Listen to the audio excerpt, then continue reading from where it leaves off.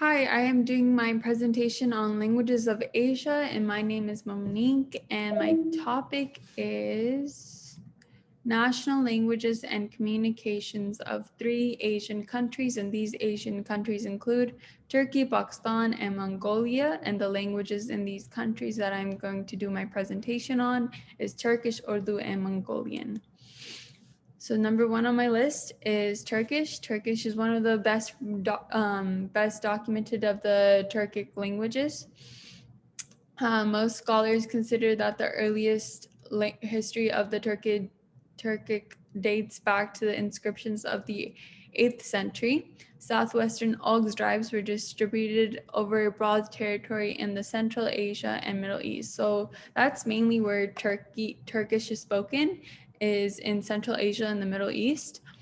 And today the descendants live in Afghanistan, Uzbekistan, Turkmenistan, Iran, Azerbaijan, Turkey, and the Balkans, and other countries of the Balkans and the Middle East. Literary Turkish developed in Anatolia under the Seljuks and the Ottomans, whose written documents can be traced before the 13th century. So Turkish can be classified into three major historical periods. Basically, there are phases of the Turkish language, which is the Old Anatolian Turkish, Ottoman Turkish, and the Modern Turkish. Old Anatolian Turkish was before the Ottoman Empire, and the Ottoman Turkish was during the Ottoman Empire, and the Modern Turkish is Turkish now. And the modern Turkish literary language was shaped during the 19th and 20th century under the influence of Arabic and Persian, as well as European languages and cultures. Approximately 85% of the population of Turkey speaks Turkish as a first language. Turkish is also spoken by other languages outside of Turkey. This includes Bulgaria, Cyprus, Greece, Macedonia, Romania, and Bosnia, as well as Syria and Lebanon. And approximately 80 million people in the world speak Turkish as their mother tongue. Turkish has been written since 1928 using the Latin alphabet, which replaced the Arabic alphabet used by the Ottoman Turks. Right here, you can see this is the Arabic alphabet. Well, not the alphabet, it's just the script written in Turkish. This was before, obviously, 1928. And then slowly on, it was replaced by the Latin alphabet and no longer was in the Arabic font, even though many disagree with doing that. And right here, I included a picture of a Turkish grandmother and her grandson because they look cute. Okay, so the next one is Urdu. Urdu has been called one of the most beautiful and sophisticated languages spoken around the world. It is the official language of the Islamic Republic of Pakistan. Today, there are over 170 million native speakers of Urdu. Urdu is the 20th most populous native language spoken around the world. So the word Urdu, it came from the Turkish word Urdu, and that means army, even though Urdu is not genetically related to Turkish. The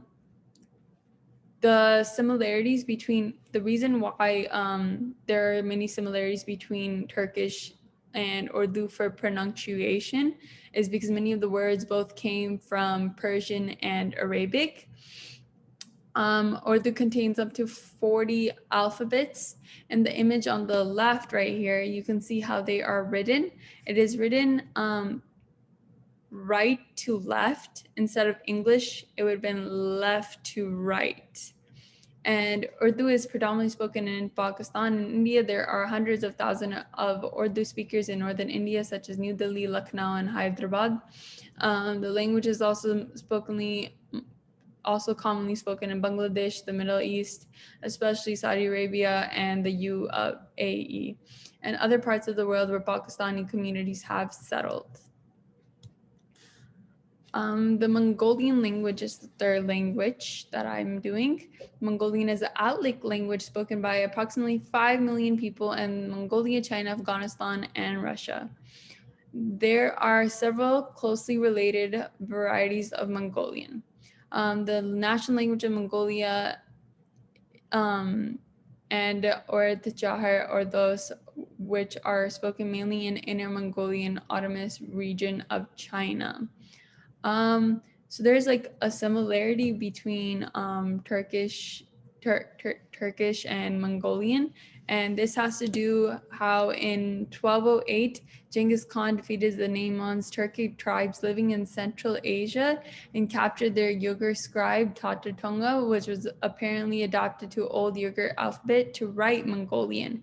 So the Mongolian script was influenced by the Turkish script, and this was really common back in the day, that during the wars, cultures and languages would basically intertwine, and that's why Turkish and Mongolian share that similarity. Since 1984, there have been efforts to reintroduce traditional Mongolian script, and it is now taught to some extent in schools, though is mainly used for decorative purposes by artists, designers, calligraphers, and poets. The average person in Mongolia knows little to nothing about the traditional Mongolian script. The type of writing system in Mongolia, if used, even though it's rarely used nowadays, is the phonemic alphabet with separate letters for consonants and vowels. Direction of writing. So the direction of writing for Mongolian, as you can tell, it's vertical, which I thought was really cool because I did not know this before I started researching. And right here, I included a picture of a Mongolian family wearing their traditional clothes. So culture similarities and differences. So the similarities between groups. So like I had talked about before Turkish became a mostly Latin written language, before the Mongolian script was more commonly used, the writings were very similar because of the wars that I was talking about previously.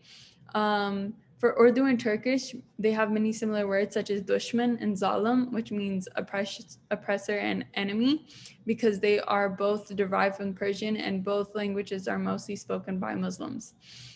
Turkish, Urdu, and Mongolian are used in Afghanistan, but in different versions of the languages. So right here, I was going to show this map. I just wanted to show this map just to show how far Mongolia, Pakistan, which is where Urdu is from, and Turkey are from each other. They're pretty far apart, but I just thought it was crazy how they have like so many similarities, and it just shows like how far things can travel, especially back in the day. Okay, differences between groups. All three languages in modern times are written in different ways, and like I had explained, that they are written in like different directions and things.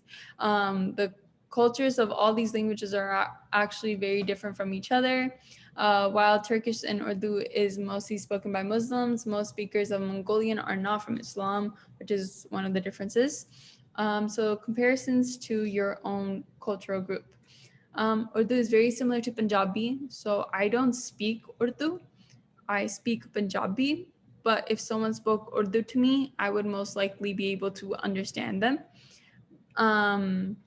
It's because most of the words from Punjabi and Urdu both come from Persian and Sanskrit. There are many similar words in Turkish and Punjabi. I noticed when I started watching some Turkish shows, and I thought that was pretty cool. I started them last year, and I noticed a lot of words were very similar to my own mother tongue. Like Mongolian writing, Punjabi writing in Gurmukhi has many vowels that basically make up the entire word.